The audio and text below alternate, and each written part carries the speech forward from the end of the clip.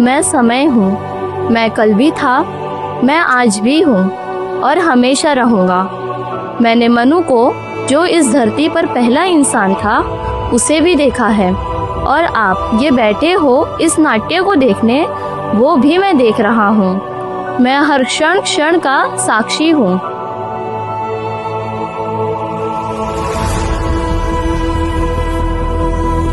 यह धरती संतों की है, ज्ञान, भक्ति और मानवता का दीप जलाने वाले संतों की। आज मैं आपको इन महान संतों की जीवन यात्रा पर ले चलूंगा, जहाँ सिर्फ चमत्कार नहीं चरित्र है, जहाँ देवता नहीं इंसानियत है। तो आइए महाराष्ट्र की संत परंपरा के इस अमर सफर की शुरुआत करें। नारायण नारायण।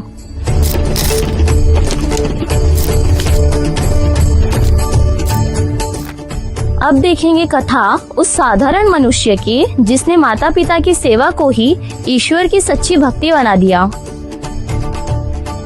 वे हैं 7वीं शताब्दी के पुंडलिक, जिनके प्रेम और त्याग से प्रभावित होकर स्वयं भगवान कृष्ण को धरती पर आना पड़ा।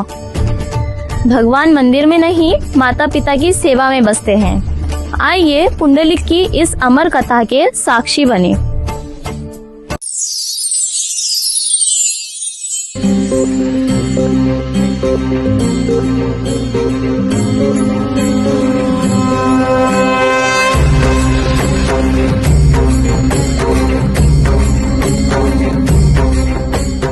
पुंडलिक, मैं कृष्ण हूँ।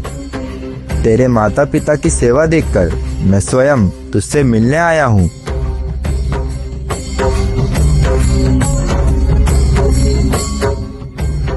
प्रभु, मेरे माता पिता की सेवा अभी अधूरी है, कृपया थोड़ी प्रतीक्षा करें।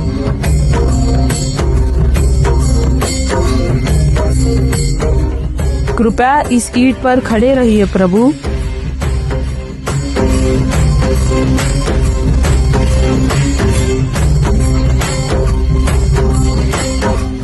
आज भगवान प्रतीक्षा कर रहा है और भक्त अपना कर्तव्य निभा रहा है।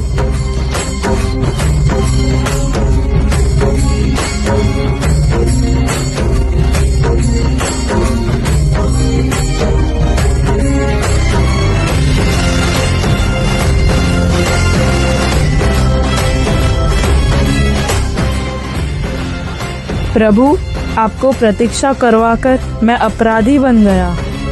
नहीं पुंडलिक, तेरे माता पिता की भक्ति से मैं प्रसन्न हूँ। मांग, तुझे जो वर चाहिए। प्रभु, जैसे आप आज इस ईंट पर खड़े हैं, वैसे ही चंद्रभागा नदी के तट पर सदा यही निवास करे, ताकि हर भक्त को आपके दर्शन मिले। तथास्तु। आज से मैं विट्ठल विठोबा कहलाऊंगा। भक्तों की प्रतीक्षा में यही खड़ा रहूंगा। पुंडलिक भक्त के वर से भगवान स्वयं यही ठहर गए, इसीलिए विट्ठल भगवान के पहले पुंडलिक भक्त का नाम लिया जाता है। बोला पुंडलिका वरदे श्री ज्ञानदेव पंढरीनाथ महाराज की।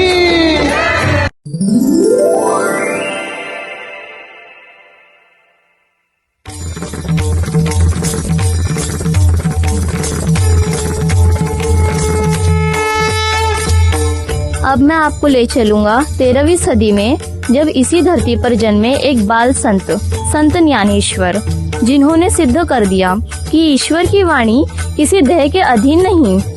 आइए इस दिव्य कथा की शुरुआत करें।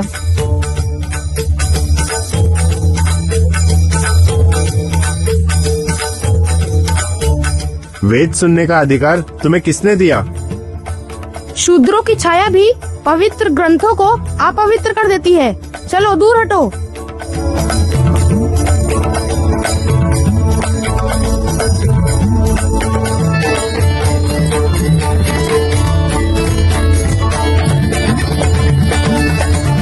ज्ञान का अधिकार सबको है।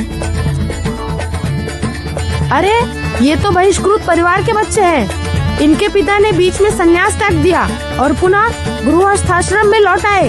ऐसे कुल के बच्चों को वेदों के ज्ञान का क्या अधिकार?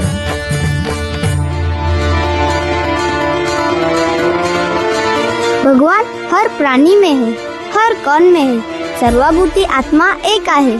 क्या आप सब धर्मगुरु गीता की इस मूल शिक्षा से भी असहमत है?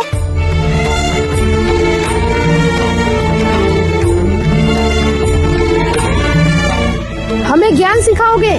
अगर इस भैंसे में भी वही आत्मा है तो जरा इससे भी वेद बुलवा कर दिखाओ। हे प्रभु, ज्ञान किसी जाति या देह में नहीं, तेरी कृपा में बसता है। यदि मेरे शब्दों में सच्चाई है तो इस प्राणी के मुख से भी तू ही बोल दे।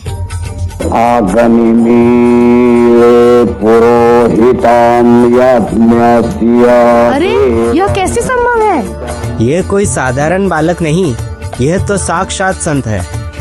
महाराज, हम अपने अहंकार में अंधे थे, हमने ज्ञान को जाति में बांट दिया। ईश्वर किसी में भेद नहीं करता, भेद तो इंसान करता है। ईश्वर की पूजा करने का और वेदों का ज्ञान प्राप्त करने का अधिकार हर इंसान को है।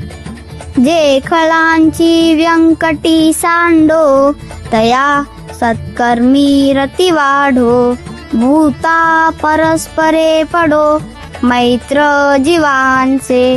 दुष्ट प्रवृत्ती नष्ट होवोत, चांगल्या कर्माची आवड वाढो, सर्व प्राणी एकमेकांची मैत्रीने जोडले जावोत, परस्पर प्रेम वाढो।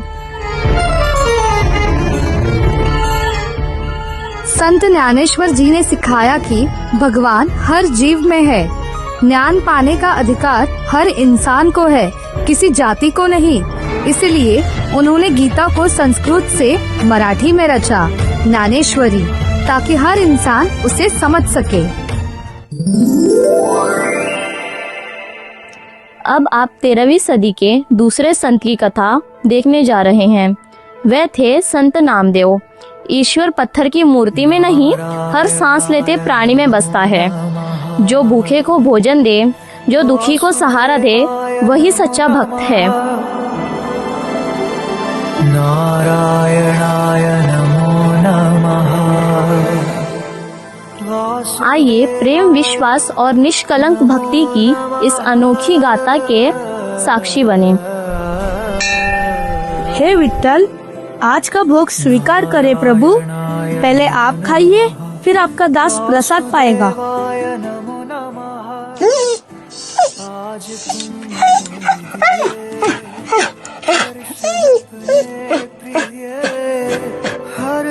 अरे यह बेचारा कितना भूखा है। अगर मेरा विठ्ठल हर जगह है तो यह भी तो उसी का रूप हुआ ना। अगर भगवान सच में मेरे हैं तो ये रोटी पहले इसी विठ्ठल को दूंगा।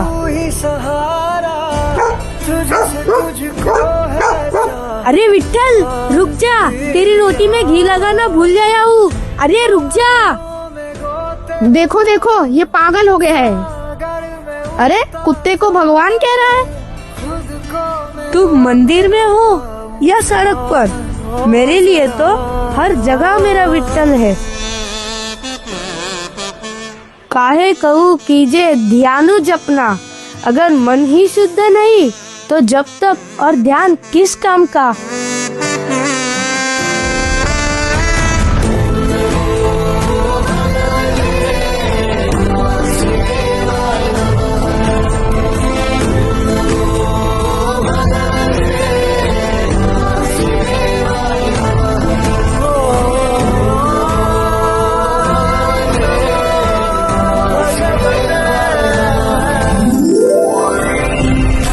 यह कथा है 14वीं सदी के उस भक्त की जिसे समाज ने ठुकराया पर जिसे भगवान ने अपनाया।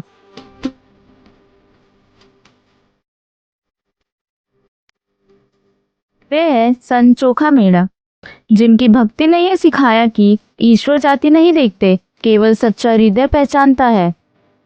आइए सहनशीलता और अखंड विश्वास की इस अमर कथा के साक्षी बने। आज मेरे विठ्ठल के लिए सबसे अच्छे केले लाऊंगा। भले मुझे भूखा रहना पड़े, पर मेरे प्रभु का भोग सबसे श्रेष्ठ होगा।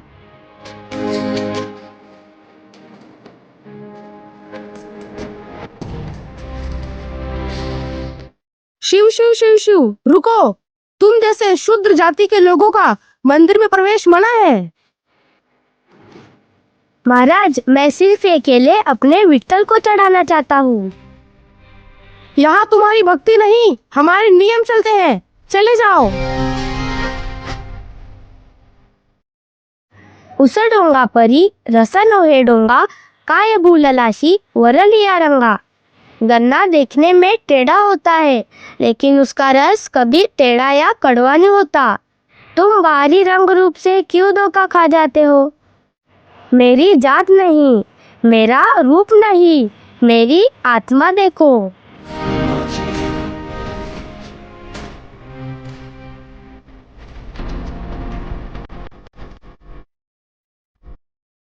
हे विठ्ठल, मुझे मंदिर से निकाल दिया गया, पर तुझसे तो कोई दूर नहीं कर सकता।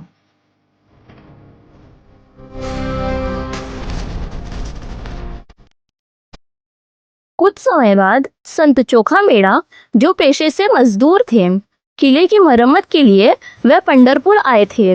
वहीं दुर्घटना घटी। किले की दीवार गिर गई और वो उस दीवार के नीचे दब गए।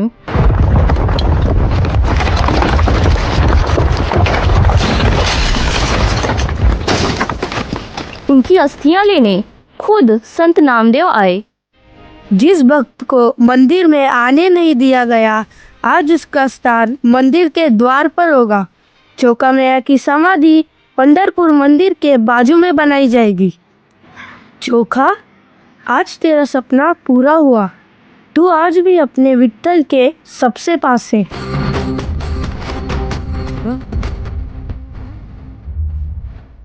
हम भारी रूप से मनुष्य की परीक्षा करते हैं।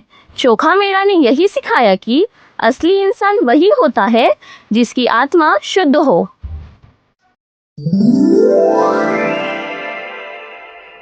अब ये कथा है 16वीं सदी के संत चांद भोगले की, जिनका जीवन बताता है कि ईश्वर को पाने के लिए शोर नहीं, सच्ची साधना चाहिए। उन्होंने कभी धर्मों को अलग नहीं समझा। आज भी उनकी मज़ार पर हिंदुओं की दिवाली और मुसलमानों की ईद मनाई जाती है। आइए शांति और एकता के इस प्रेरक गाथा की साक्षी बने।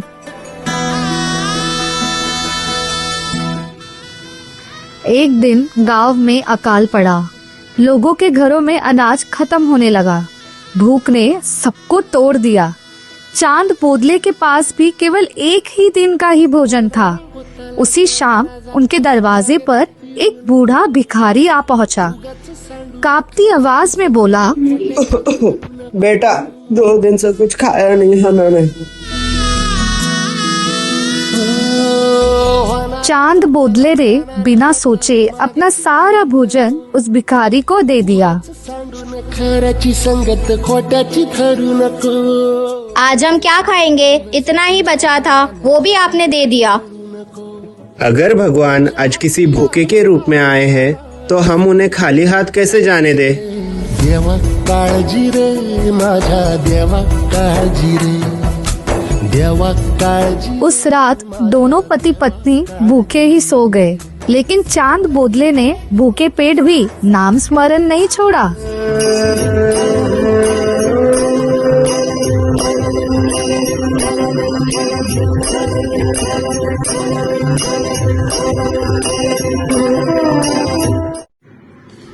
अगली सुबह गांव में खबर फैल गई।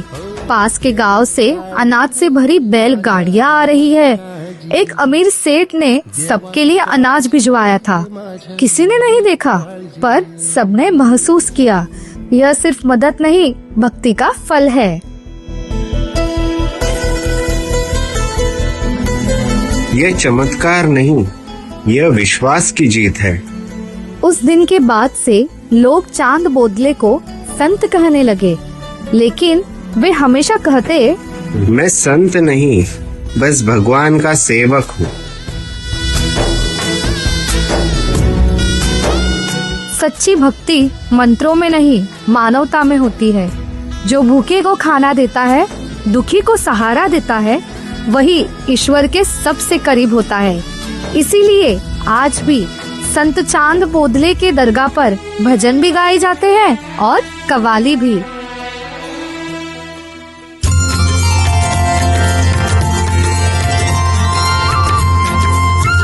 महाराष्ट्र की धरती पर अनेक संत हुए, पर जिनकी वाणी ने साधारण लोगों के हृदय को सबसे अधिक छुआ वे थे 17वीं शताब्दी के संत तुकाराम महाराज। जे का रंजले गांजले त्यासी मळे जो आपुले, तोची साधू ओळखावा देव तेथेची जाणावा। जो दुखी को अपना माने वही सच्चा साधु है, और जहाँ ऐसा हृदय है वही भगवान है।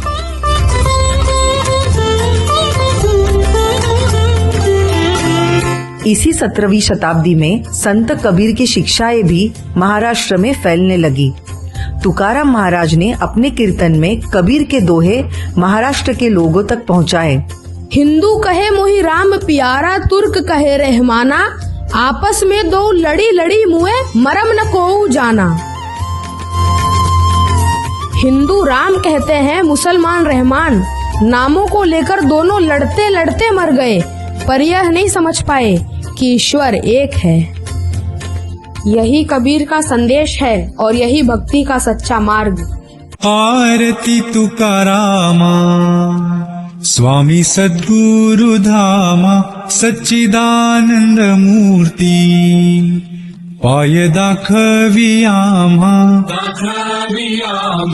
आरती तुकारामा।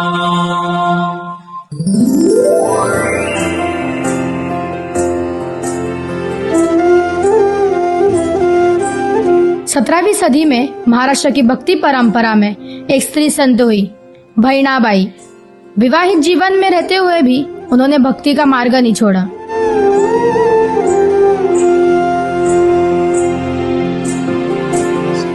मुझ पर अत्याचार हो रहा है, तुकाराम का नाम लेने पर मुझे मार सहनी पड़ती है, पर मैं अपनी भक्ति नहीं छोड़ूंगी। भक्ति करने का अधिकार स्त्री को भी है। फिर उसी तुकाराम का नाम एक शुद्ध संत के पीछे तू घर और धर्म भूल गई है। स्वामी, भगवान जाति नहीं देखते हैं, भक्ति देखते हैं। मैं अपनी भक्ति नहीं छोड़ूंगी।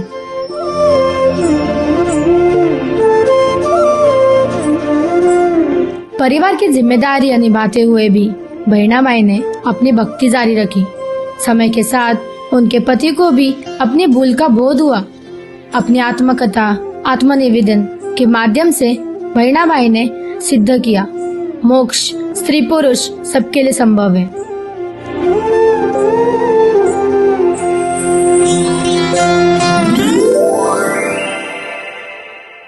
देवराज सेव्यमान पावना पंकजम, व्याल यज्ञ सूत्रमिंदु शेखरं कृपाकरम। 17वीं सदी में रामदास स्वामी नाम के एक बड़े संत हुए, जिन्होंने भक्ति के साथ शक्ति का मार्ग दिखाया।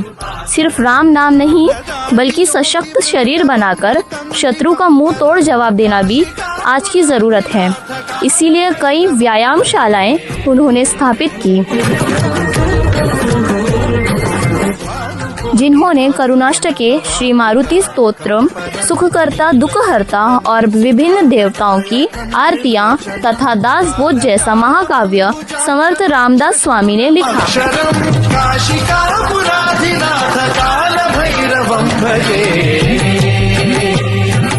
उन्होंने 205 मराठी श्लोकों का संग्रह मनाचे श्लोक लिखा, जो मन को नैतिक और अनुशासित जीवन की ओर प्रेरित करता है। ये सभी श्लोक एक ही रात में रचे गए। नको रे मना क्रोध हा खेदकारी, नको रे मना काम नाना विकारी, नको रे मना सर्वदा अंगीकारू, नको रे मना मत्सरु दंभ भारू। हे मन, क्रोध और वासनाओं से दूर रह, कर्म का अहंकार मत पाल, ईर्ष्या और दंभ से अपने को बचा। मुक्ति मुक्तिदायकं प्रशस्त चारु विग्रहम्। जिस युग में स्त्रियों को पीछे रखा जाता था, उसी युग में समर्थ रामदास स्वामी ने उन्हें बढ़ावा दिया।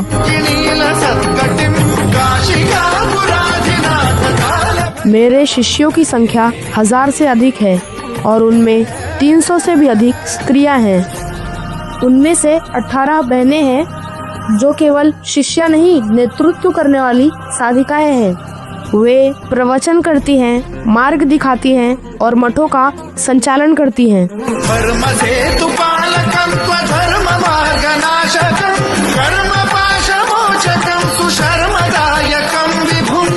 और सुन लो, जो पुरुष स्त्री के महत्व को नहीं समझता, जो यह भूल जाता है कि वही जीवन को जन्म देती है, वह पुरुष कहलाने योग्य नहीं।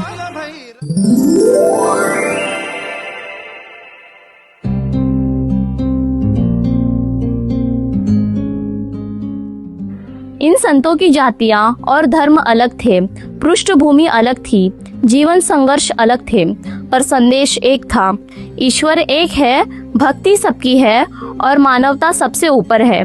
यही वारी की आत्मा है, यही संत परंपरा का सार है।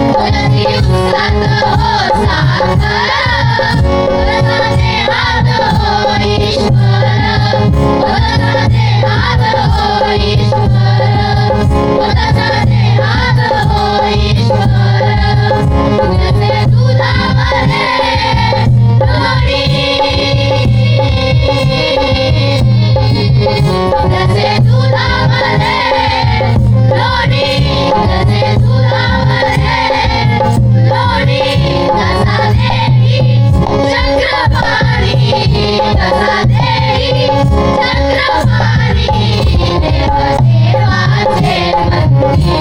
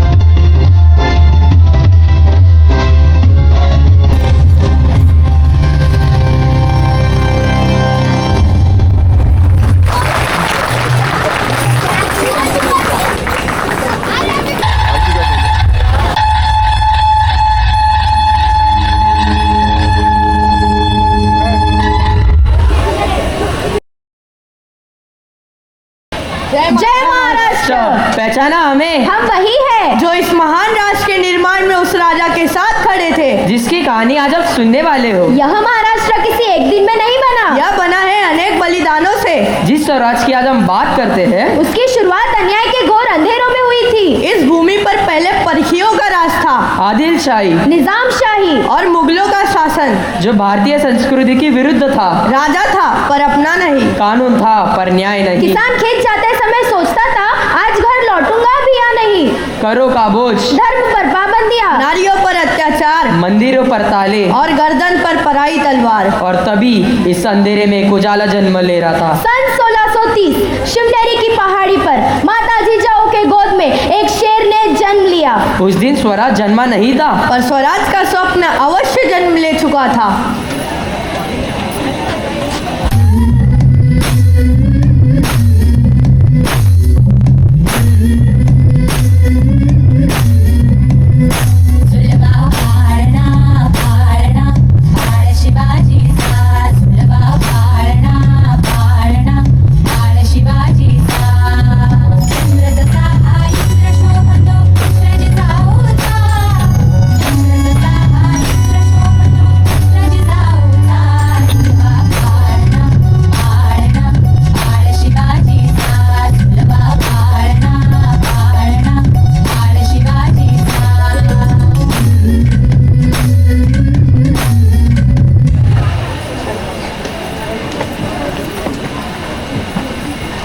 महाराज, हाँ हमारे महाराज, हमारे राजे शिवाजी राजे आ गए हैं। शिवाजी को महाराज बनाने वाली शक्ति उनकी तलवार नहीं थी, वो थी एक माँ की सोच, उनके संकल्प और उनके संस्कार, और वो माँ थी राजमाता जिजाऊ। शिवाजी महाराज जब छोटे थे तब जिजाऊ ने सोने से पहले परियों की कहानी नहीं सुनाती थी, वो सुनाती थी राम की मर्यादा, कृष्ण की नीति और महाराणा प्रताप का स्वाभिमान। अभी तुम शिवबा, इधर भी तुम्हारी माँ है और माँ को पराया बनने मत देना। तुम्हें स्वराज को स्थापन करना होगा। स्वराज, हमारा स्वराज, तमाम जनता का राज, इसलिए तुम्हें लोग जुटाने होंगे। शिवबा, माँ भवानी तुम्हारे साथ है। जय भवानी, जय भवानी। और वो दिन आ गया जिस दिन हमारे शिवाजी महाराज ने रायरेश्वर के मंदिर में शपथ ली।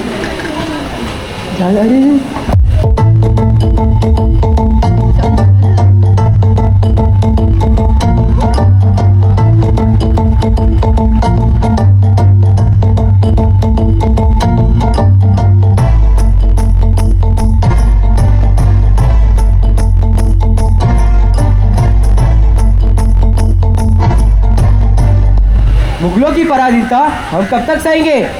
चंद जागीरों के खातिर हम कब तक धर्म पर घात होने देंगे? अब मैंने संकल्प कर लिया है। हर हर महादेव, जय भवानी। हर हर महादेव, जय भवानी।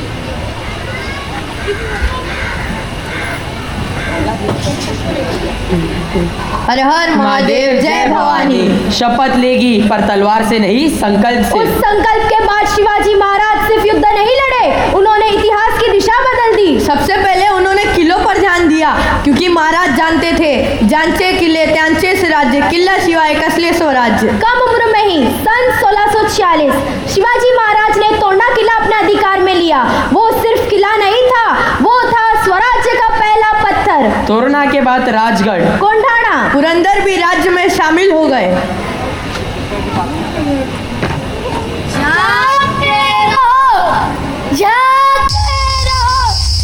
महाराज आ गए हैं, द्वार खोल दो। आज के बाद द्वार नहीं खुलेगा, चाहे वो सिपाही हो या सेनापति। महाराज तो हमारे साथ ही है, आज कुछ देर हो गई। अगर द्वार नहीं खोलोगे तो महाराज बाहर ही रह जाएंगे। महाराजांच्या विजय असो, क्षमा प्रार्थी महाराज। अरे महाराज है, तुम समझ रहे हो तुम क्या बोल रहे हो? तुम महाराज को बाहर रोक रहे हो। यह नियम स्वयं आपने ही बनाया है, मैं नियमों का उल्लंघन कदापि नहीं कर सकता। रुको, नियम सबके लिए एक है तो राजा के लिए भी है। महाराज आप चाहते तो एक शब्द में द्वार खोल सकते हो। अगर मैं ही नियम का पालन नहीं करूँगा तो कौन करेगा? राजा वो होता है जो नियम का पालन खुद भी करे। अगर आपको सूर्यास्त के बाद द्वार खोलना था तो आपका आदेश मेरे पास होना चाहिए था। द्वार खोलता है और तलवार निकालकर महाराज के सामने रख देता है। क्षमा प्रार्थी महाराज, मेरे राजा पूरी रात बाहर रहे, इसकी मुझे सजा दीजिए। नहीं, तुमने वही किया जो एक सच्चे किलेदार को करना चाहिए था। इन नियमों की वजह से स्वराज्य सुरक्षित है। आज मैं निश्चिंत हूँ क्योंकि मेरा स्वराज्य ऐसे मामलों के हाथों में है जो नियमों को राजा से भी ऊपर मानते हैं।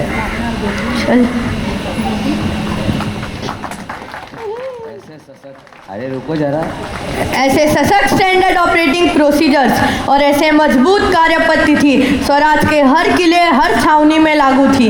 हर काम का एक एसओपी तय था, कौन क्या करेगा, कब करेगा और कैसे करेगा। अगर छावनी लगानी है तो खुला मैदान किले से कितनी दूरी पर होगा, अगर आग लगे तो जगह कैसे खाली करनी है, उसका भी पूरा तरीका तय था। छोटी छोटी बातों तक का ध्यान रखा जाता था। छावनी में खुली कंदी नहीं लगाई जाएगी क्योंकि अगर जल्दी बात को लेकर कोई चूहा भाग जाए तो पूरी छावनी में आग लग सकती है। सोचिए, इतनी बारीकी से योजना, और ये नियम सिर्फ लिखे नहीं रहते थे।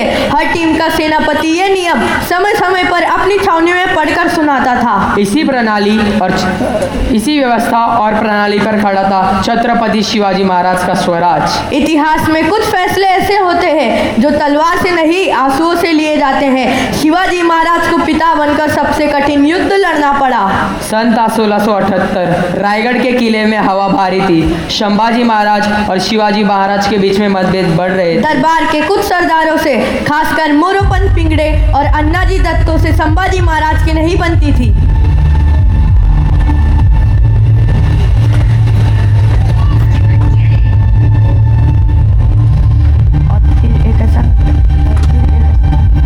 यहाँ मेरी बात कोई नहीं सुनता। हर कदम पर साजिश है। मेरे विचारों को विद्रोह समझा जाता है और फिर मुझे अपने ही घर में पराया महसूस होता है। शायद मुझे जैसे दूर जाना होगा। और फिर एक ऐसा कदम उठाया गया जिसने पूरे स्वराज को हिला दिया। संभाजी महाराज रायगढ़ छोड़कर सीधे जा पहुंचे मुगल सेनापति दिलेर खान के पास।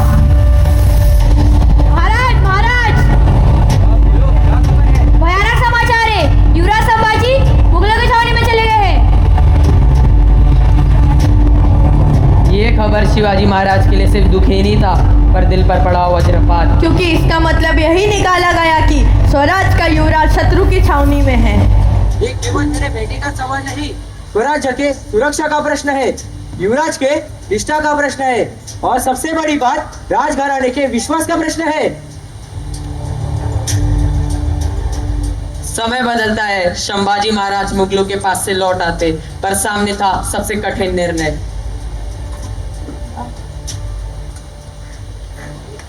संभाजी, ये सजा ना तुम्हें क्रोध से दी जा रही है ना बदले से। ये सजा राजधर्म की है। तुम्हें कुछ समय के लिए पन्नागढ़ में नजर कैद में रखा जाएगा। यह फांसी नहीं है, कारवास नहीं है, तुम्हारे युवराज पद को तुमसे छीनना भी नहीं है। पर हाँ, यह तुम्हें राजनीति से दूर रखकर तुम्हारे कर्मों पर सोचने का समय देना। उस दिन शिवाजी महाराज ने अपने बेटे को दंड दिया, लेकिन इतिहास गवाह है उन्होंने स्वराज्य को बचाया। क्योंकि कभी कभी सबसे बड़ा पराक्रम रणभूमि में नहीं होता, वो होता है अपने दिल पर तलवार चलाने में। जय शिवराय।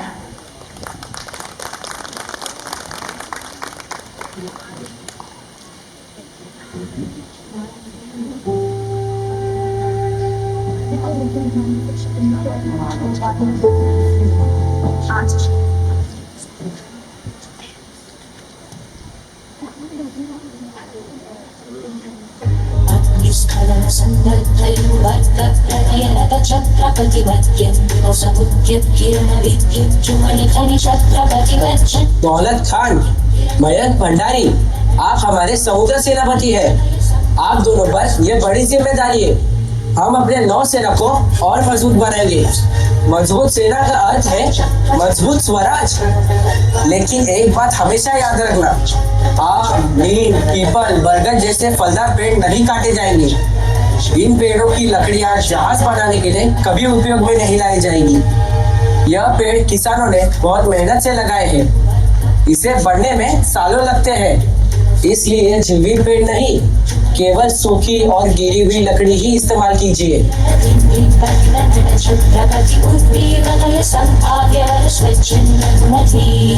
प्रतापराव गुर्जर, आप हमारे सर सेनापति हैं। हम अनेक अभियानों पर निकलेंगे, इसलिए मेरा यह आदेश सारी सेना तक स्पष्ट रूप से पहुंचना चाहिए। किसी भी अभियान के लिए निकलते समय सेना किसानों के खेतों से नहीं गुजरेगी। उनके फसलों को कोई नुकसान नहीं पहुंचना चाहिए। यदि सेना का अनाज खत्म हो जाए तो वह किसानों से खरीद कर लिया जाएगा। जबरदस्ती नहीं, लूट नहीं, अन्याय नहीं, ताकि हमारी जनता देसी नमक खरीदे। और एक बात बहुत महत्वपूर्ण है, हमारे स्वराज में किसी भी अन्य राजा को वतनदारी नहीं दी जाएगी। इससे किसानों का शोषण नहीं होगा, कर व्यवस्था कठोर नहीं होगी।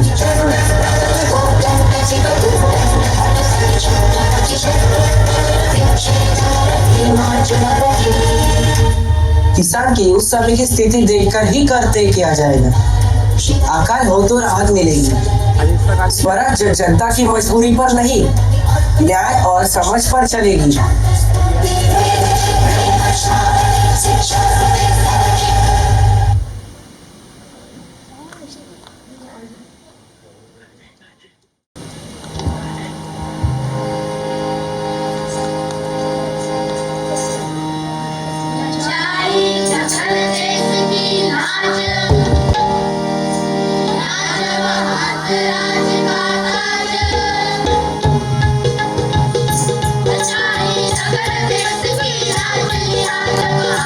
राज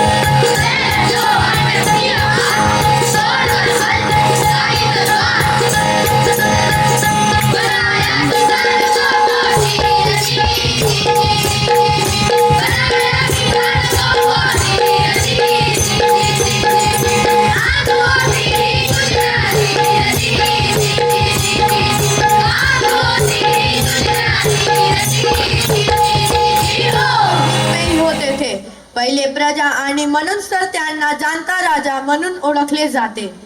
आज राजगढ़ के दरबार में सिर्फ शब्द नहीं केवल मौन है.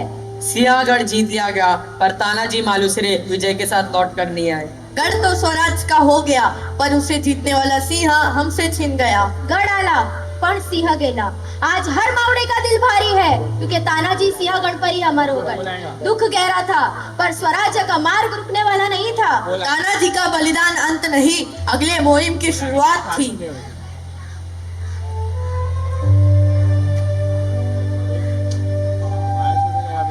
महाराज आजचा विजय असो.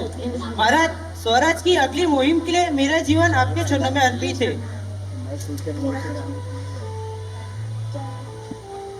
महाराज कड़ा तो मुहिम फतेह होने के बाद दिया जाता है. मुझे विश्वास है यह मुहिम भी स्वराज्य के नाम होगी और रणभूमि कठोर है. बावला लौटेगा या नहीं यह तलवार और समय तय करता है. यदि लौटा तो समझे स्वराज्य का विजय होगा. यदि नहीं लौटा तो समझे स्वराज के लिए एक मावड़ा शहीद हो गया.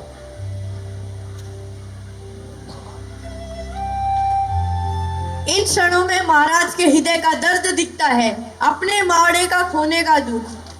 क्योंकि यह लड़ाई किसी राजा को साम्राज्य बढ़ाने की नहीं थी. यह लड़ाई थी सभी के लिए स्वराज्य की. फिर भी कोई स्वार्थ नहीं, कोई निजी लाभ नहीं. इसीलिए लोग उन्हें मन से अपना राजा मानते थे और स्वराज्य को अपना लक्ष्य और अपना धर्म. अगर मुगल सैनिकों को 80 रुपए वेतन मिलता था तो मावड़ों को सिर्फ 2 रुपए वेतन मिलता था. फिर भी इतनी निष्ठा. क्योंकि यह कोई नौकरी नहीं थी, यह अपनी लड़ाई थी. दर्शकों, शिवाजी राजे राजा पैदा नहीं हुए थे. उनके पिता शाहजी राजे एक वतनदार थे. ना कोई गद्दी थी ना कोई राजकीय पद. फिर भी उन लोगों ने उन्हें मन से राजा माना. जब लोगों ने स्वीकारा तब समय आया कि इतिहास उन्हें स्वीकारे. इसीलिए समय आ गया राज्याभिषेक का. जिस स्वराज का सपना शिवनेरी की गोद में देखा गया था आज वही सपना रायगढ़ की गद्दी पर बैठने जा रहा है. और आज हमारे शिवाजी महाराज का राज्याभिषेक. और आज हमारे महाराज बनने जा रहे हैं छत्रपति शिवाजी महाराज. गणपति गजस्वपति भूपति प्रजापति स्वर्ण रत्न श्रीपति अष्टप्रधान जागृत अष्टप्रधान दैष्टिक न्यायालंकार पंडित शस्त्रास्त्र शस्त्र पारंगत राजनीति धुरंधर प्रौढ़ प्रताप पुरंदर क्षत्रिय कुलावतंस सिंहासनाधीश्वर महाराजाधिराज राजा शिव छत्रपति शिवाजी महाराज नमो पार्वती पते हर हर महादेव.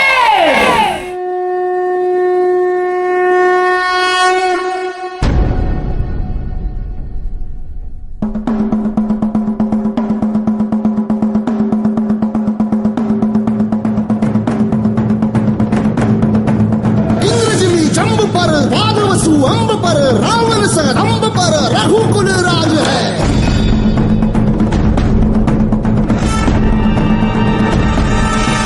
पौर्णमारी बाह पर संबुरती नाह पर जो सहस बाह पर राम द्विज राज है. राम द्विज राज है. द्विज राज है.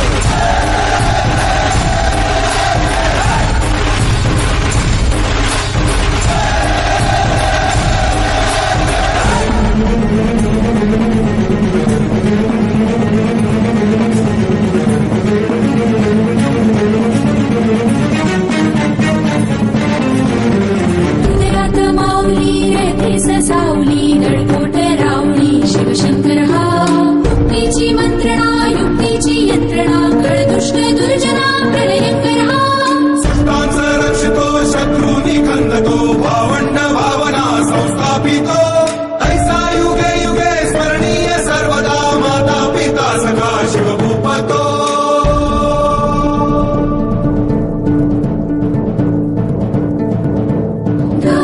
दंड पर चीता मृगशुंड पर भूषण में तुंड पर जैसे मृगराज है.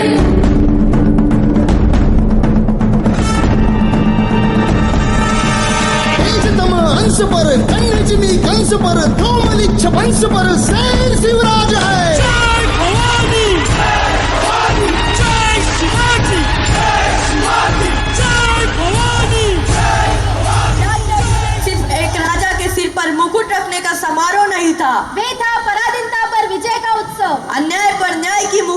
और गुलामी के अंधेरे में स्वतंत्रता का पहला दिन। ये राज्याभिषेक सिर्फ शिवाजी महाराज का नहीं था, ये राज्याभिषेक हर उस मावड़े का था जिसने अपने प्राण स्वराज के स्वप्न के लिए दिए। जय भवानी, जय शिवाजी महाराज। हे स्वराज्य व्हावे हे श्रीची इच्छा। हर हर महादेव, जय भवानी।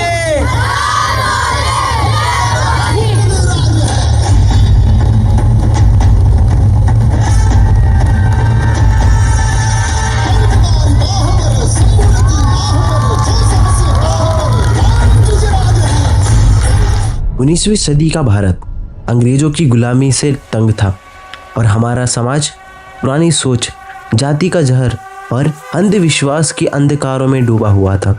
इसी अंधकार में एक चिंगारी जली और उस चिंगारी से जन्म हुआ क्रांति का, और उस क्रांति का नाम था महात्मा ज्योतिबा फुले।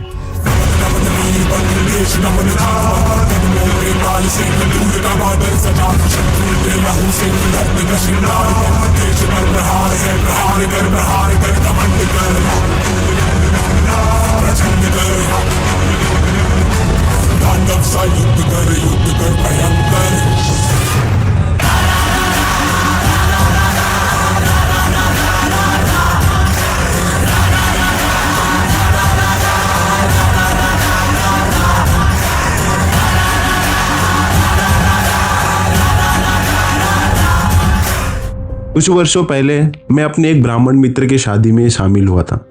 वहां मुझसे कहा गया, तुम शूद्र हो, शूद्र को कोई अधिकार नहीं कि वह ब्राह्मणों के साथ कंधे से कंधा मिलाकर चले जाओ यहाँ से। उसी क्षण मैंने निर्णय लिया, अपने आत्मसम्मान के लिए हमें हथियार उठाना होगा, लेकिन लाठी नहीं, तलवार नहीं, तोप तमंचा नहीं, बल्कि ज्ञान, विचार और सही शब्द, जो हमें सिर्फ और सिर्फ शिक्षा के बल पर ही मिल सकता है। एक तरफ एक ब्राह्मण ने मेरा अपमान किया तो दूसरी तरफ एक और ब्राह्मण ने, तात्या साहब भिड़े ने, उनका वाड़ा पढ़ने के लिए खुला कर दिया।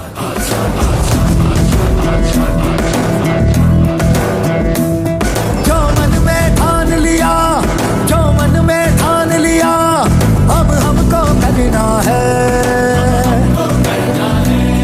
इस डर को हमारे, इस डर को हमारे, अब हमसे डरना है।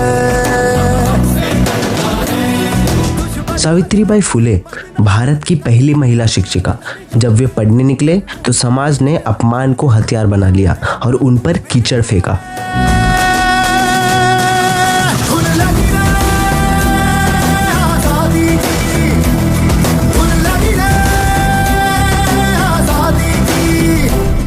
उन्होंने मजदूरों के लिए रात्रशालाएं खोल दी।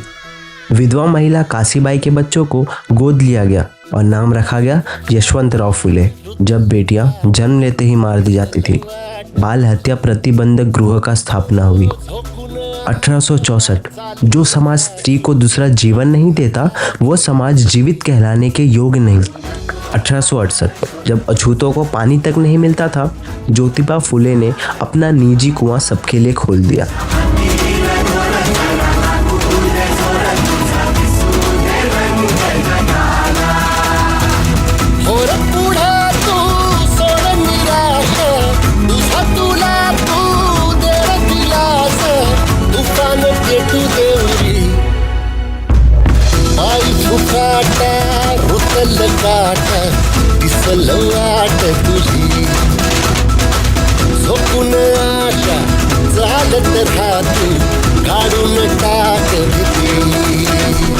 उन्होंने जाति पात का फासला मिटाने के लिए सत्य शोधक समाज की स्थापना की।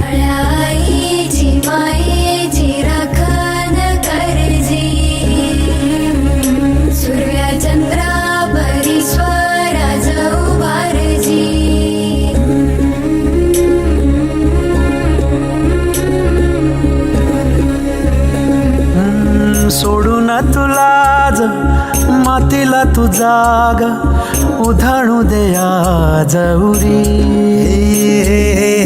उजाडू दे आज साकड हे माग होऊ दे पहाट नवी आता जाऊ दे साऱ्या जगाला पाहू दे पडू दे पाऊल पुढं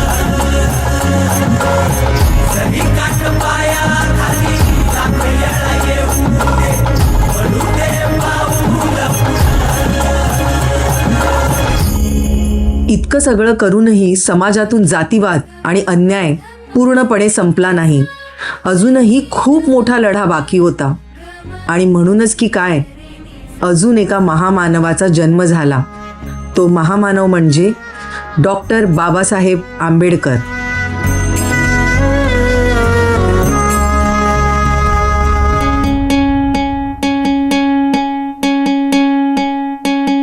वाट दिसू दे गा देवा, वाट दिसू दे, वाट दिसू दे गा देवा, घाट सुटू दे.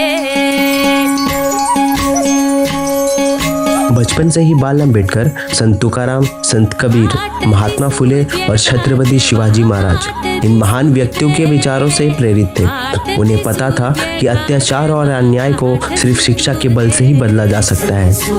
स्कूल तो था लेकिन सम्मान नहीं. ए लड़के, पानी के मटके को हाथ मत लगाओ. पानी कुदरत की देन है, उस पर किसी एक जाति का अधिकार नहीं. इसी अंधेरे में एक गुरु खड़े हुए, एक शिक्षक महादेव अम्बेडकर, जो ब्राह्मण थे पर उन्होंने जाति नहीं देखी, उन्होंने क्षमता देखी. तुम्हारा नाम तुम्हारी पहचान बनेगा.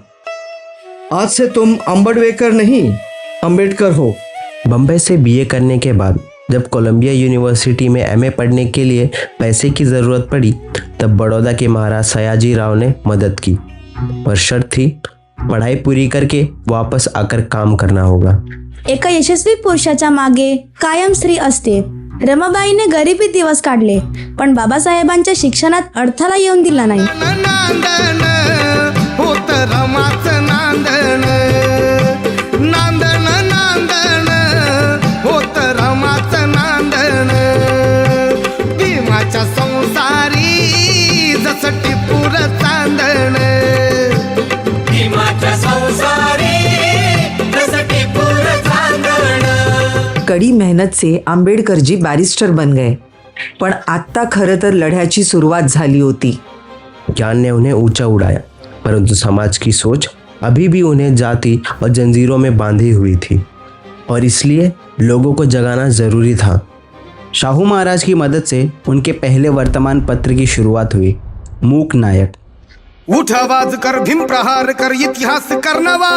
वैर्यास धाक दे, ऐसी हाक दे, दाखव जोश नवा.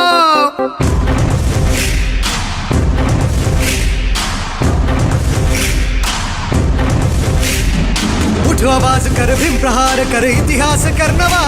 वैर्यास धाक दे, ऐसी हाक दे, दाखव जोश नवा. ध्यास नवा, नव्या क्रांतीची नशाही, जोश नवा, घुमू दे दागी दिशाही. ध्यास नवा, नव्या क्रांतीची नशाही, जोश नवा, घुमू दे दागी दिशाही. जय भीम क्रांतीचा नारा हा, जय भीम आमचा किनारा हा, जय भीम बोले दरारा हा, वैर्या इशारा हा. जय भीम क्रांतीचा नारा हा, जय भीम आमचा किनारा हा, जय भीम बोले दरारा हा, वैर्या इशारा हा. बॉम्बे लेजिस्लेटिव काउंसिल ने दलित वर्गों के लिए अधिकारों का प्रस्ताव पास किया, लेकिन 3 साल बाद भी पानी पर पाबंदी बनी रही और महाड़ में 2500 दलित इकट्ठा हुए. पाणी एक कुदरत की देण है, इस पर किसी एक ही जाती का अधिकार नहीं. आज आपण सर्वांनी या 14 तळ्यातना पाणी प्यायचंच. महार सत्याग्रह के बाद भगवान की पूजा का अधिकार दिलाने के लिए काला राम मंदिर सत्याग्रह किया गया. आज हम कालाराम मंदिर में प्रवेश कर रहे हैं, लेकिन यह हमारे सभी प्रश्नों का समाधान नहीं है. यह प्रवेश हिंदू समाज के लिए एक सवाल है. क्या वह हमें एक मानव के रूप में स्वीकार करने को तैयार है? और जवाब में पत्थरों की बारिश हुई, लाठियां चली, खून बहा, एक नौजवान शहीद हुआ. संघर्ष 5 वर्षों तक चला, लेकिन मंदिर के द्वार नहीं खुले. एक बगल में खनखनाती सीपियां हो जाएंगी, एक बगल में कुछ रुलाती सिसकियां हो जाएंगी. हम सीपियों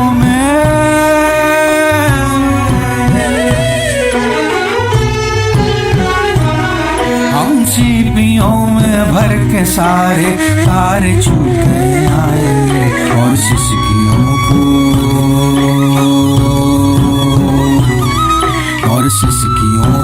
गुदगुदी कर कर के यूं बहलाएंगे और सिसकियों को गुदगुदी कर कर के यूं बहलाएंगे।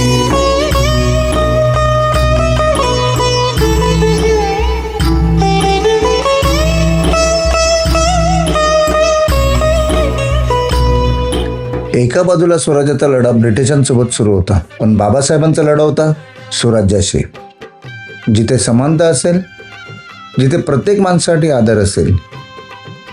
लड़ाइयाँ लड़ी गई, बलिदाने दिए गए, पर समाज नहीं बदला। इसलिए बदलाव अब संविधान से लाना पड़ा। उन्होंने संविधान सिर्फ लिखा नहीं, उन्होंने उसमें दलितों की सुरक्षा और स्त्रियों का सम्मान का कानून बनाकर जोड़ा। हिंदू कोड बिल के जरिए उन्होंने स्त्री को संपत्ति, विवाह, तलाक और सम्मान का अधिकार दिलाने की कोशिश की। मजदूर के लिए मैटरनिटी लीव का अधिकार और समान काम के लिए समान वेतन, यह भी बाबा साहेब की देन थी। जब इन कानूनों को सत्ता का समर्थन नहीं मिला तो बाबा साहेब ने कुर्सी छोड़ दी, पर सिद्धांत नहीं।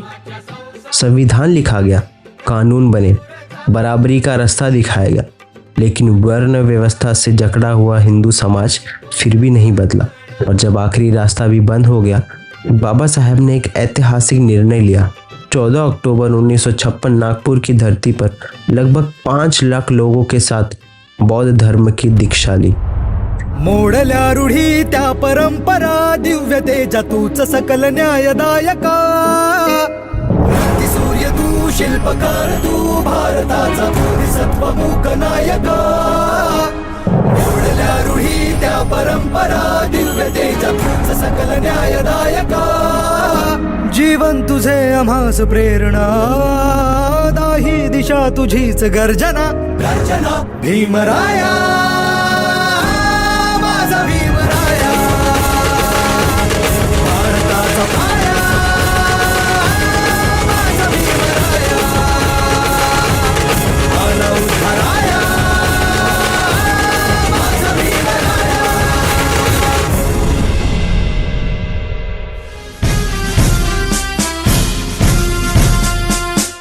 अब भी जिसका खून न खौला, खून नहीं वो पानी है।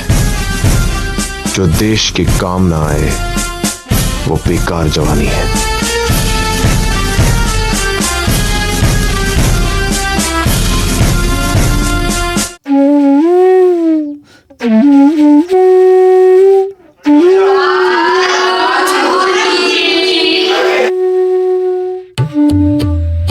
बच्चों, स्वराज्य का मतलब जानते हो? अपने देश पर खुद का हक और अपने जीवन पर अपना अधिकार। लेकिन सर, अंग्रेज तो कह रहे हैं वो हमें सभ्य बना रहे हैं। सभ्यता नहीं बेटा, गुलामी सिखा रहे हैं। अगर तुम्हें कोई कहे कि सिर झुकाना शिष्टाचार है, तो याद रखना वे तुम्हें गुलाम बना रहे हैं। ओम गं गणपताये नमः। ओम गं गणपताये नमः। गणपति बप्पा मोरया। आप सभी को गणेशोत्सव की हार्दिक शुभकामनाएं। आज से गणेशोत्सव सिर्फ एक पूजा नहीं, जन शक्ति का प्रतीक बनेगा। हमारे गणपति बप्पा के आगे हम अंग्रेजों के अन्याय का अंत मांगेंगे। Vande Mataram, Vande Mataram. Mr. Tilak, you are provoking the people against the crown. Don't you fear the prison? I fear only one thing, that my country forgets to fight. अगर गुलामी अपराध है, तो गर्व से मैं अपराधी हूँ।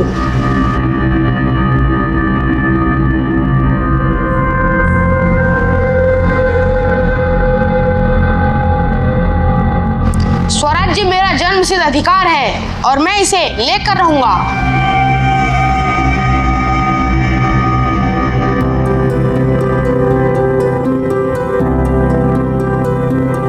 बाल गंगाधर तिलक ने एक त्योहार को आंदोलन बना दिया, एक वाक्य को स्वतंत्रता का मंत्र।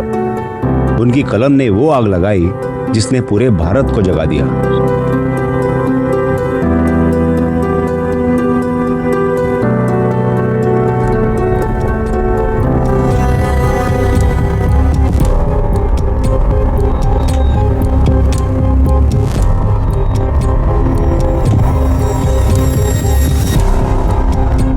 Move fast.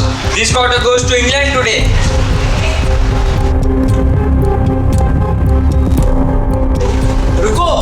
ये कपास हमारे किसानों का है, हम इसे अंग्रेजों के जहाज में नहीं जाने देंगे।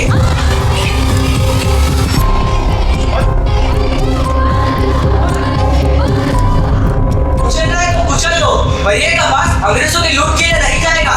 जब तक मैं जिंदा हूँ तब तक ये ट्रक 1 इंच भी आगे नहीं बढ़ेगा। माँ के लिए मरना डर नहीं, सम्मान है।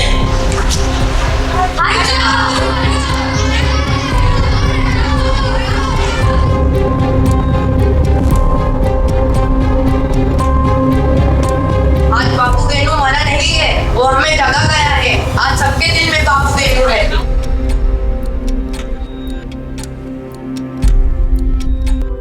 बाबू गेनू एक गरीब मजदूर थे, पर दिल शेर का था। उन्होंने शरीर खोया, लेकिन आत्मा से देश को जगा दिया। कपास के नीचे दबा वो शरीर नहीं, भारत की आजादी की पहली चिंगारी थी।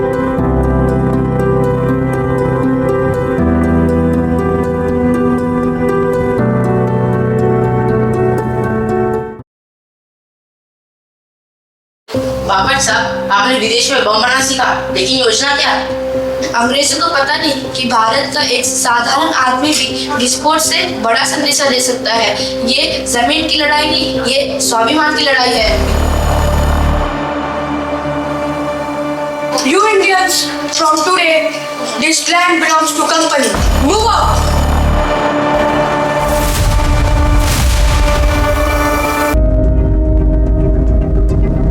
ये धरती हमारी माँ है, इसे बेचने और खरीदने का हक किसी को नहीं। अरे बाबर साहब, आप ही बताओ, अब हम क्या करें? जब तक ये एक किसान भी खड़ा है, अंग्रेज 1 इंच पे आगे नहीं बढ़ सकते। वंदे मातरम, वंदे मातरम, वंदे मातरम, वंदे मातरम, वंदे मातरम, वंदे मातरम। अगर सरकार ने हमारी आवाज नहीं सुनी, धरती हिलेगी, मगर हम नहीं हिलेंगे। भारत माता की जय।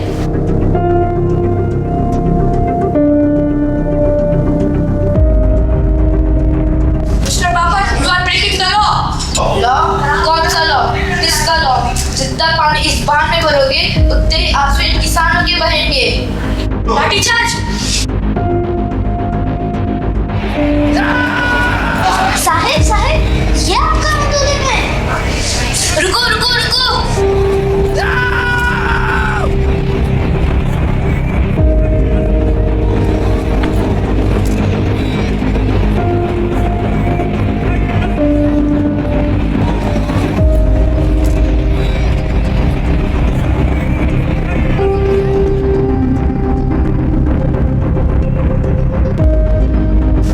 देश के बेटे बनेंगे तो मैं जिंदा नहीं रह सकता। ये लड़ाई अधिकार की नहीं, बलिदान की बन गई है।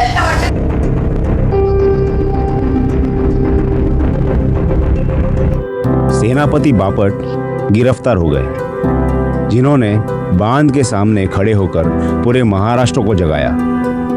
जो विदेशी बम बनाना जानते थे, पर अपने ही लोगों के लिए आंसू बहाते थे। वो नेता जो गोली के सामने नहीं झुका और न ही सत्ता के आगे, वो सिर्फ सेनापति नहीं, किसानों के दिलों का सिपाही था।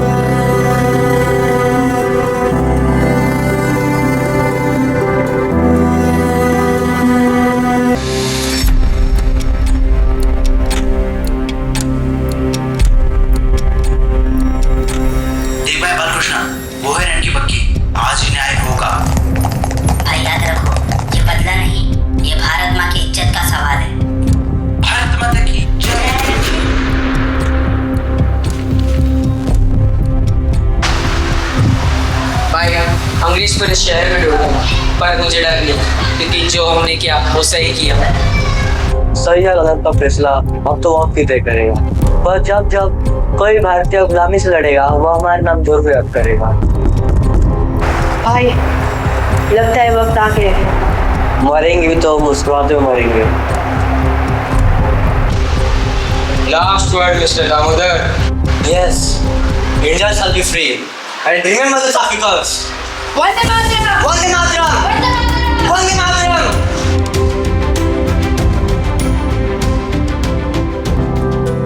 पुणे की गलियों में आज भी वो गूंज सुनाई देती है, जब 3 भाइयों ने डर की दीवार तोड़ी और गुलामी के खिलाफ पहला शंखनाद किया।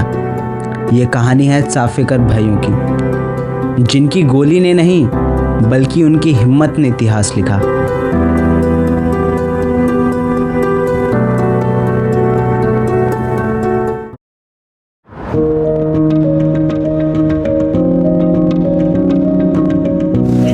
ब्रिटिशों से आजादी मांगने की नहीं, छीनने की चीज है। अब सिर्फ भाषण नहीं, क्रांति की भी जरूरत है। लेकिन सावरकर जी, हमारे पास तो ना लोग है, ना पैसा है, ना हथियार है, हम उनसे कैसे लड़े? देशभक्ति सबसे बड़ा हथियार है। एक बार आग लग जाए तो सब अपने आप जुट जाएगा। Mr. Sarkar, you are charged with sedition and conspiracy against the crown. What do you plead? I plead guilty। गुलामी से नफरत करने का अपराध मैंने किया है और बार-बार करूंगा। अगर कौम में जंजीर है तो समुद्र भी रास्ता बन सकता है।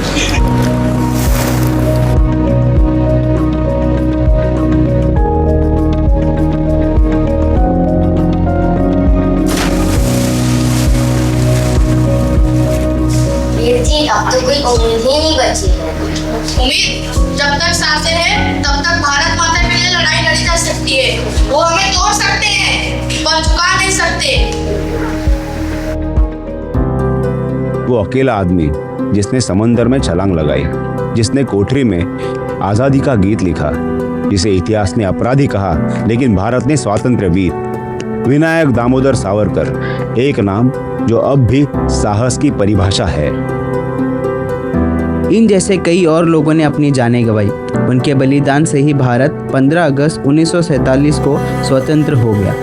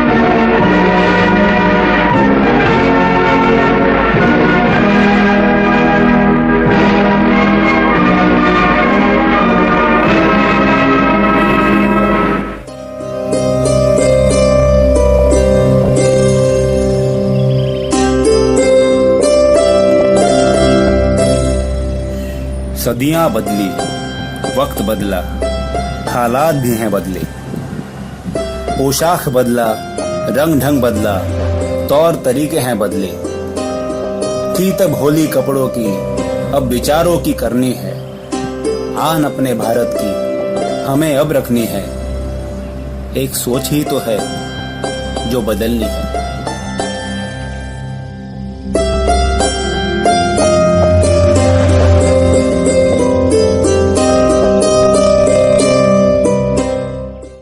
इतिहास केवल तारीखों से नहीं बनता, वो जन भावनाओं और संघर्षों से घड़ा जाता है। स्वतंत्रता के बाद मराठी भाषी प्रदेश द्विभाषी बॉम्बे राज्य का हिस्सा थे। इसमें महाराष्ट्र, गुजरात और कर्नाटक के कुछ भाग शामिल थे। मुंबई मराठी अस्मिता का हृदय। उस समय केंद्र सरकार का मत था कि मुंबई एक आर्थिक, राजनीतिक और बहुभाषी महानगर है। केंद्र सरकार ने भाषाई आधार पर मुंबई सहित महाराष्ट्र राज्य के निर्माण का विरोध किया। कुछ केंद्रीय नेताओं ने मुंबई को अलग केंद्र शासित प्रदेश, यूनियन टेरिटरी या स्वतंत्र नगर राज्य बनाने का प्रस्ताव रखा। आर्थिक हितों, व्यावसायिक दबावों और बहुभाषी पहचान के नाम पर मराठी समाज की आकांक्षाएं नजरअंदाज की जा रही थी। तभी गुंजी पुकार, मुंबई सहित संयुक्त महाराष्ट्र चाहिए। ये नारा नहीं, मराठी स्वाभिमान की गर्जना थी। धन्योद्गार निकल उठे।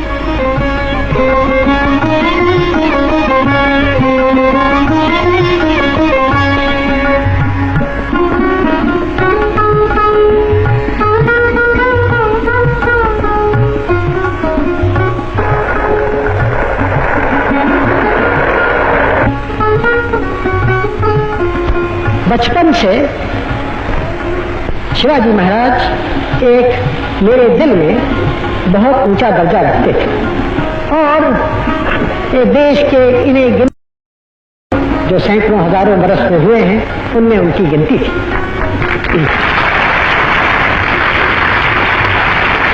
याद रखिए, खाली एक महाराष्ट्र के महापुरुष नहीं बल्कि सारे भारत के महापुरुष थे। किसी भी भारतवासी के लिए चाहे वो किसी प्रांत प्रदेश में रहे, चाहे कोई उसका धर्म हो या जाति हो, हरेक को इस हुई है उनकी शक्ति इतनी हो गई कि उनका सामना नहीं कर सकते। तो हमें ये सबक सीखना है।